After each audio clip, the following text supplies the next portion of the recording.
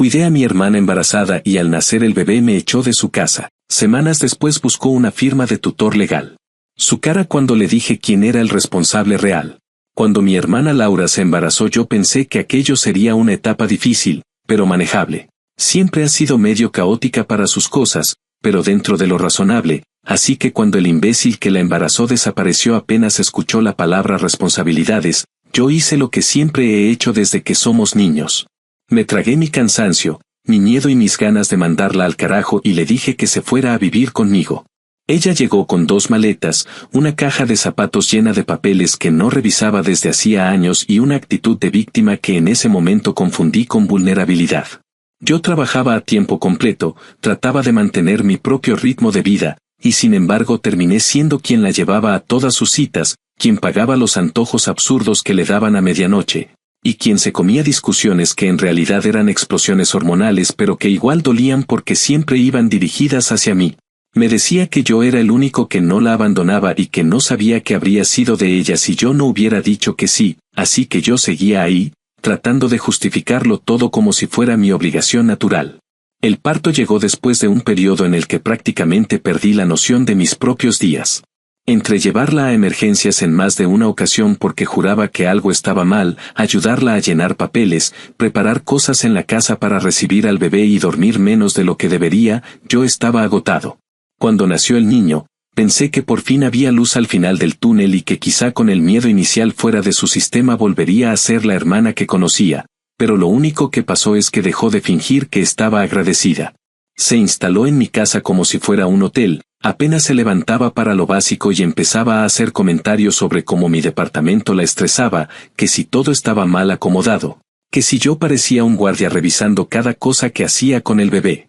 Un día, sin ningún detonante razonable, me dijo que el ambiente conmigo era tóxico, que necesitaba espacio, que el bebé estaba inquieto porque yo era muy controlador y que no quería que lo contagiara de mi estrés.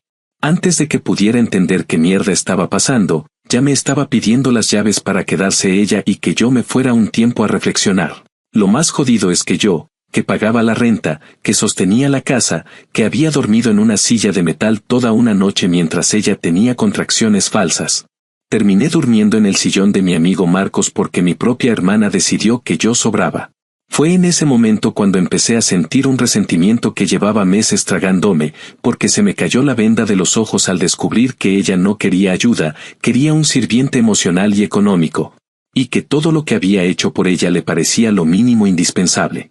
Yo traté de no pensar demasiado en eso para no volverme loco, me concentré en trabajar y ver si había una manera legal de sacarla sin perjudicar al bebé, porque a pesar de todo me seguía importando ese niño que no tenía culpa de nada.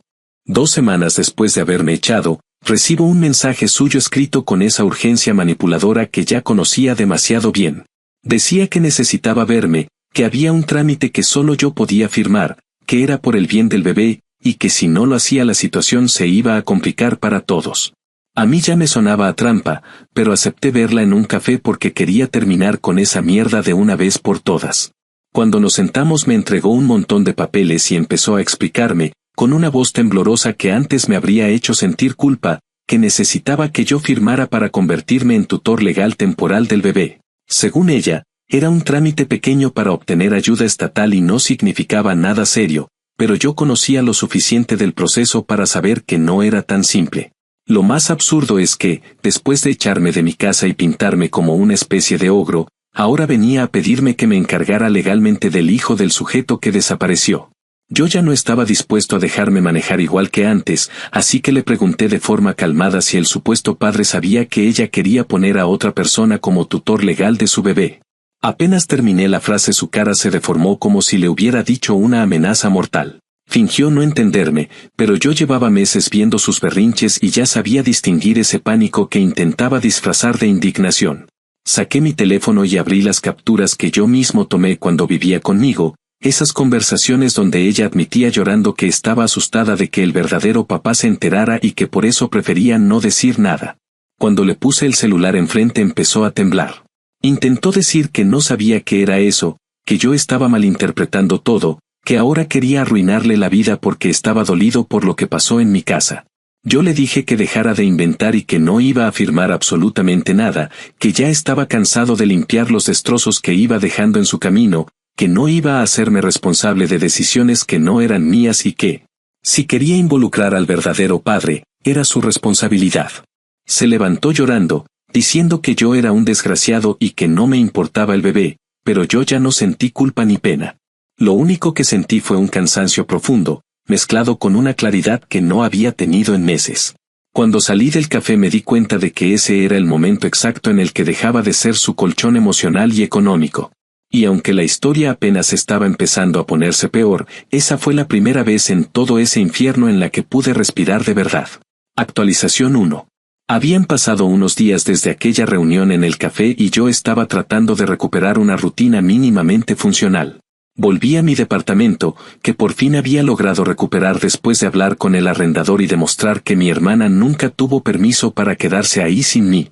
El lugar olía a encierro y a biberón viejo, como si la presencia de Laura hubiera dejado una huella pegajosa en el aire, pero al menos estaba en mi casa, con mis cosas, y sin sentir que caminaba sobre vidrios cada vez que pasaba cerca de ella. Pensé que ese era el final inmediato del drama, que después de lo sucedido se distanciaría por un tiempo, lo suficiente para dejarme recomponerme y volver a tener el control de mis días. Sin embargo, el silencio que siguió no se sintió como alivio sino como ese tipo de calma que uno sabe que no dura, esa calma que precede algo que no está seguro de querer enfrentar. Una tarde, mientras salía del trabajo, revisé mi teléfono casi por inercia y vi un mensaje de un número desconocido. No lo abrí al principio porque tenía la cabeza en otra parte, pero al llegar a casa y dejar las llaves en la mesa lo abrí con la intención de eliminarlo. Era un mensaje corto, formal, que decía que necesitaba hablar conmigo sobre Laura y que era urgente. Me pareció raro que tuviera mi número, pero hice lo que creo que cualquier persona haría, pregunté quién era y qué quería. La respuesta llegó con el tipo de puntualidad que hace que uno se ponga tenso. Dijo que se llamaba Mateo y que yo no lo conocía, pero que había sido pareja de Laura en el pasado. El nombre me sonó de una conversación que escuché alguna vez entre gritos y llantos cuando ella vivía conmigo, pero nunca pensé que esa persona aparecería de verdad. Lo llamé porque no quería estar enviando mensajes con alguien que no conocía y porque algo en su tono me dio la impresión de que estaba harto, no curioso. Cuando contestó su voz sonaba cansada, pero también molesta, como si hubiera pasado por lo mismo que yo, solo que con más distancia. Me dijo que Laura lo había contactado después de mucho tiempo acusándolo de cosas que no entendía. Según ella, yo lo estaba amenazando y quería involucrarlo en un supuesto proceso legal. Él quería saber qué estaba pasando y si ella estaba utilizando su nombre para evadir responsabilidades.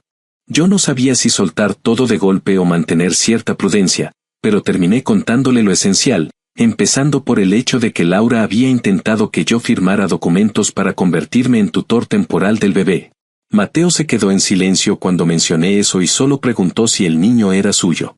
Le dije que no tenía forma de saberlo, pero que Laura había tenido conversaciones donde lloraba porque tenía miedo de que él descubriera la verdad. Le expliqué que todo había explotado cuando se negó a decirle nada y a la vez quería que yo asumiera un rol que no me correspondía.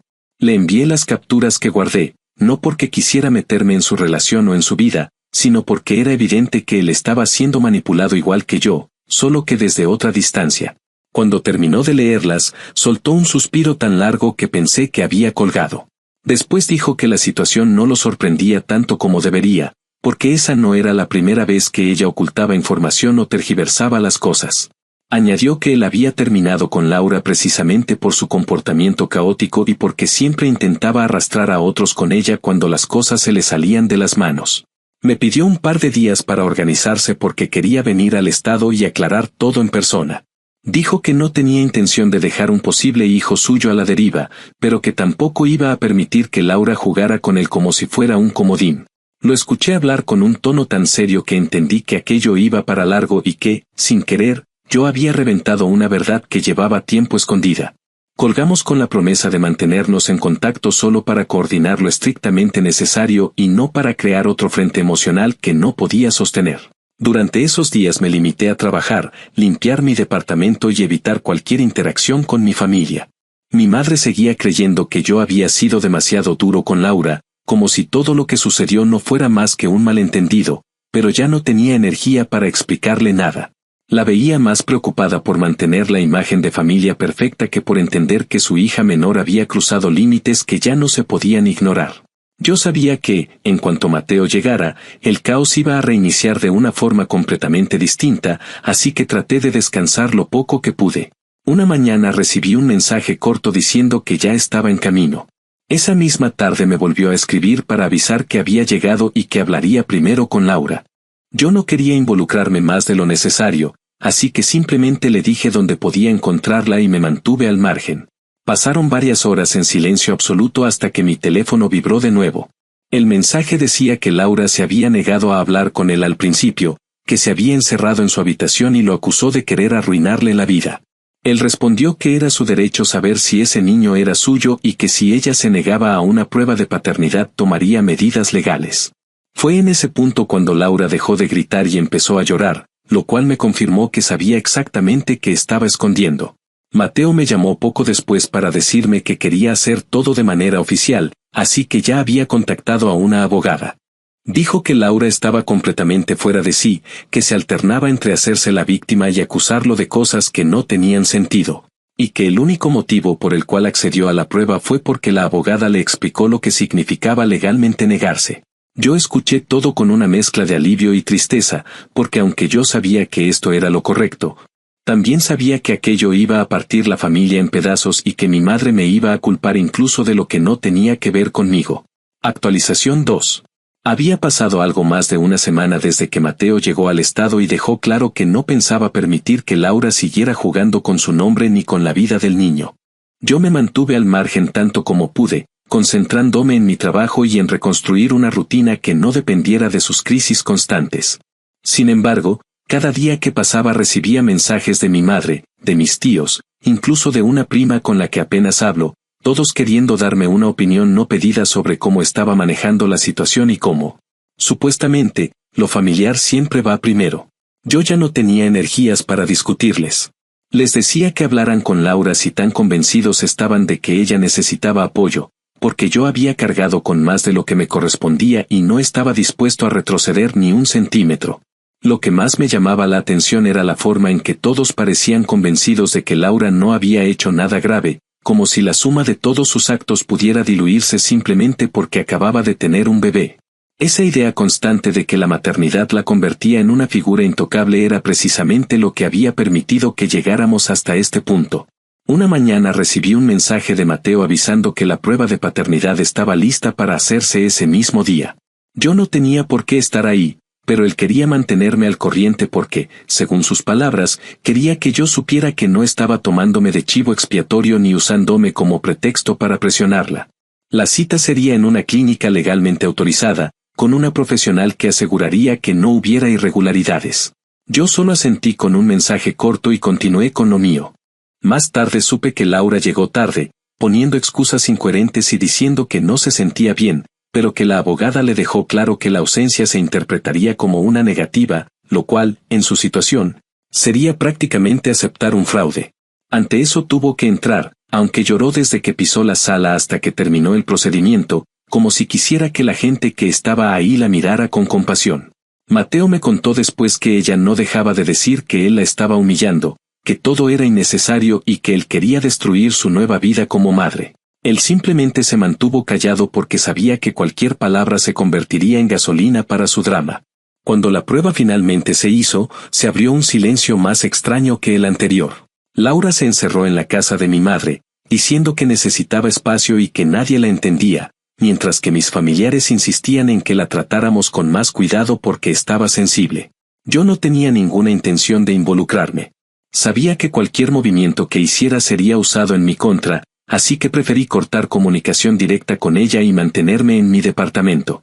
En esos días, Mateo me escribió solo lo necesario, dándome actualizaciones puntuales. Me dijo que su abogada ya estaba preparando documentos, por si los necesitaba, y que, dependiendo del resultado, tomaría decisiones más serias. Su tono siempre era medido, casi frío, y ese distanciamiento me ayudaba a mantener la cabeza en su lugar. Porque era un recordatorio constante de que no todos los involucrados estaban atrapados emocionalmente en el caos de Laura. La espera de esos resultados se extendió más de lo que imaginé. Fueron varios días en los que yo llevaba el teléfono conmigo aunque no quisiera, porque sabía que en cualquier momento podía llegar el mensaje que detonaría la siguiente etapa de este desastre. Cuando finalmente ocurrió, estaba saliendo del trabajo y vi el nombre de Mateo en la pantalla. Contesté sin pensarlo porque ya no podía soportar más incertidumbre. Mateo no se anduvo con rodeos y me dijo que la prueba había confirmado que él era el padre. No había espacio para dudas ni interpretaciones. Lo dijo con un tono tan neutro que por un momento pensé que estaba a punto de quebrarse, pero luego entendí que simplemente estaba agotado. Me explicó que Laura había entrado en un ataque de llanto cuando la clínica la llamó y que inmediatamente comenzó a acusarlo de intentar quitárselo todo, diciendo que él no tenía derecho a destruir su vida ahora que ella había decidido ser madre. La abogada, por su parte, le dijo que él debía actuar rápido para establecer acuerdos legales antes de que ella intentara manipular la situación de nuevo. Esa misma tarde, Mateo fue directamente a casa de mi madre para hablar con Laura, no porque creyera que sería una conversación tranquila, sino porque necesitaba dejar constancia de todo lo que estaba pasando. Yo no estuve ahí, pero mi madre me llamó después, al borde del enojo, diciendo que cómo era posible que yo hubiera provocado esta desgracia, que si no hubiera mostrado las capturas todo esto se habría evitado, que Laura ahora estaba completamente destruida y que yo tenía que hacer algo. La escuché desahogarse sin interrumpirla porque ya sabía cómo funcionaba su lógica. Todo lo que no fuera proteger a Laura era, para ella, atacar a la familia. Cuando terminó le dije que lo único que yo había hecho era negarme a firmar algo que no me correspondía y que no iba a cargar con un niño que no era mío, algo que ella parecía olvidar cada 2 segundos.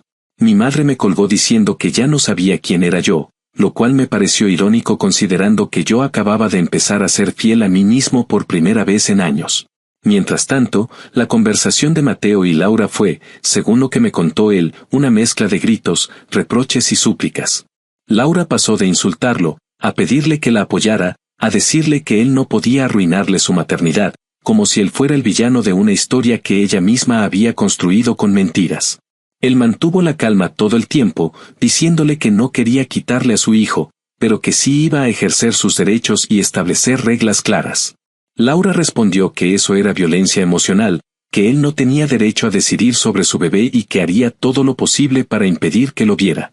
Mateo simplemente le dijo que si ella intentaba impedir el contacto sin una razón válida, entonces el asunto se resolvería en un tribunal. La noticia del resultado se regó por la familia con una velocidad absurda. Mis tías decían que todo era culpa de Mateo por aparecer de repente, como si él hubiera tenido la obligación de adivinar que había un hijo suyo en otro estado. Mi madre repetía que yo había manejado todo mal y que un hermano no abandona así a su hermana, ignorando voluntariamente que yo había sido quien cargó con el peso de su embarazo mientras todos ellos se limitaban a decir que la apoyaban desde lejos. Para ellos siempre fue más fácil verme como el culpable que admitir que Laura llevaba años actuando de manera irresponsable, porque la corriente de la lástima siempre ha sido más cómoda que la confrontación. En esos días, mientras veía cómo la familia se desintegraba en bandos y opiniones que nadie había pedido, me di cuenta de que no podía seguir sosteniendo nada de eso. El resultado de la prueba solo confirmó lo que ya intuía, que Laura había intentado usarme como escudo, como responsable sustituto, como figura estable que pudiera cargar con un niño que no había sido decisión mía traer al mundo. Yo sentí rabia, pero más que eso sentí una profunda claridad. Ya no me correspondía intervenir en lo que siguiera entre ella y Mateo. No era mi guerra, no era mi familia directa, no era mi responsabilidad limpiar lo que ella, durante años, se había empeñado en romper. Lo único que quedaba ahora era el desenlace inevitable de todo este proceso, un desenlace que no me incluía, pero que sin duda seguiría sacudiendo todo lo que nos rodeaba. Y aunque todavía faltaba lo más complicado, yo ya sabía que no pensaba retroceder. Había pasado demasiado tiempo cargando una culpa que no me pertenecía y por primera vez en mucho tiempo estaba preparado para enfrentar lo que viniera sin arrodillarme ante nadie. Actualización final. Habían pasado un par de meses desde que se supo el resultado de la prueba de paternidad y, aunque pensé que eso sería suficiente para que Laura hiciera al menos un mínimo de introspección, la realidad fue que lo único que cambió fue la dirección de sus ataques. Ya no podía usarme como muro para sostener sus problemas, así que empezó a volcar todo en Mateo, en mi madre, en cualquiera que no le siguiera el juego de que era una víctima perpetua. Yo me había mantenido firme en mi decisión de no involucrarme más de lo necesario, pero la familia insistía en arrastrarme de vuelta. Mi madre decía que yo tenía que ayudar a reconstruir el vínculo, como si todo lo que había ocurrido fuera una simple pelea familiar, sin entender que esto ya había dejado de ser un asunto doméstico para convertirse en un problema legal y emocional de dimensiones que nadie quería enfrentar directamente. Mateo, por su parte, seguía actuando con la misma frialdad contenida. Había iniciado el proceso para establecer un acuerdo de custodia, porque sabía que Laura no iba a colaborar voluntariamente. Yo no sabía todos los detalles, pero sí sabía que estaba buscando algo equilibrado, no quitarle al niño, sino asegurarse de que la crianza no dependiera únicamente de los caprichos de ella. Eso, obviamente, detonó en Laura un nivel de dramatismo que ya era casi mecánico. Empezó a decir que Mateo quería arrebatárselo todo, que yo era parte de una supuesta conspiración, que su vida se había vuelto imposible por culpa nuestra. Nadie podía sostener una conversación con ella sin que acabara en llanto o en gritos. Mientras todo eso ocurría, yo trataba de mantener mi vida en orden. Había logrado recuperar mi departamento, pero con cada visita al buzón sentía un tipo de tensión estúpida, como si fuera a encontrar alguna nota acusatoria o algún nuevo problema provocado por ella. No era paranoia sin fundamento, porque Laura ya había demostrado que no tenía reparos en cruzar líneas con tal de no hacerse cargo de nada.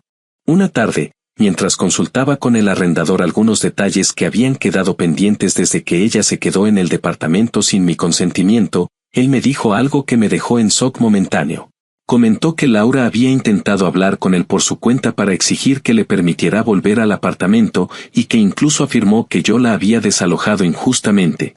El arrendador, que había leído toda la documentación que presenté, le explicó que ella nunca fue arrendataria, que su presencia había sido permitida solo por mí y que, sin eso, legalmente no tenía ninguna posición. Ella se fue insultándolo cuando entendió que no iba a conseguir lo que quería.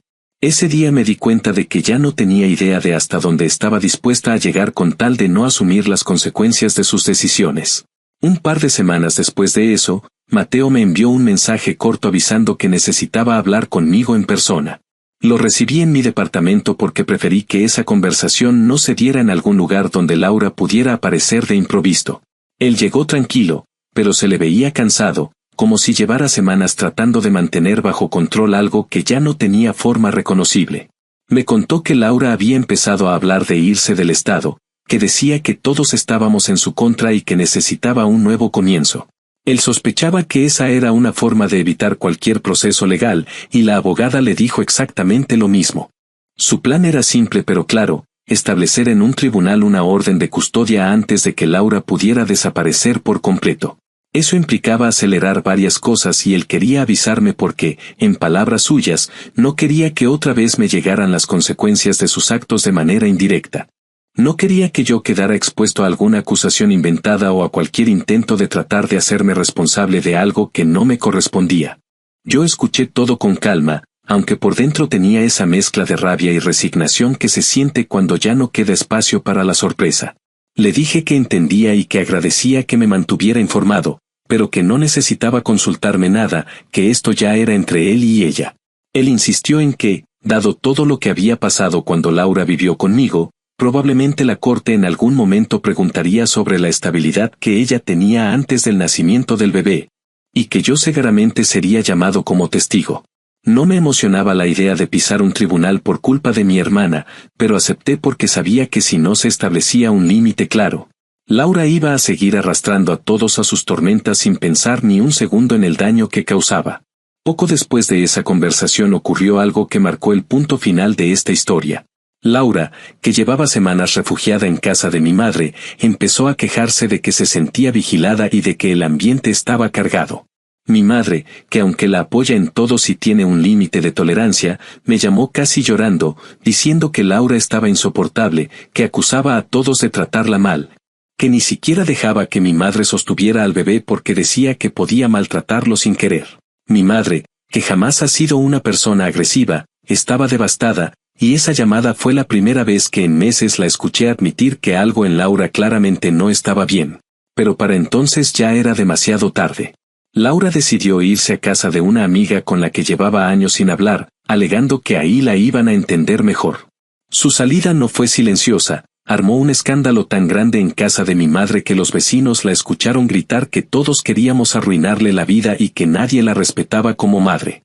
Esa mudanza improvisada terminó siendo la pieza final que necesitaba el tribunal para darse cuenta de que Laura no tenía estabilidad emocional o económica suficiente para exigir lo que quería. Mateo avanzó con su proceso, presentó pruebas y declaraciones, incluida una que yo envié por escrito donde explicaba la situación que viví cuando ella estuvo en mi casa. No añadí insultos ni exageraciones, solo hechos concretos y verificables.